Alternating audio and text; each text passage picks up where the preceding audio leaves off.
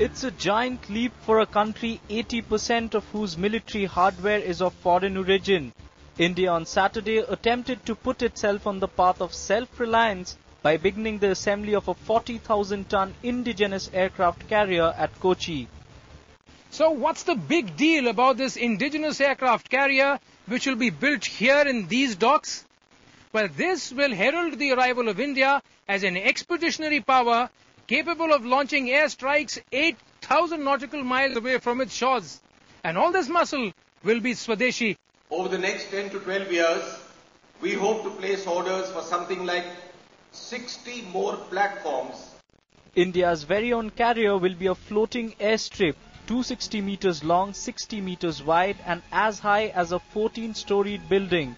From its 2 takeoff runways, it will be able to launch as many as 30 aircraft on the high seas, including MiG-29K fighters and the light combat aircraft. Its 4 gas turbines will produce 80 megawatts of power, enough to light up a small city. It will need a crew of 1,600 and is expected to eventually cost about $3 billion before it's handed over to the Navy in 2014.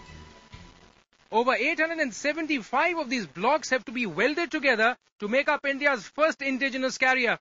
Ahead of the polls, putting his stamp on this carrier on his home turf is Antony's last hurrah as Defence Minister. 6 years down the line, India's first indigenous aircraft carrier is going to be a metaphor for national capability. It is going to be perhaps the biggest brand ambassador for the Made in India tag. With camera person Praveen PS from Kochi, this is Vishal Thapar.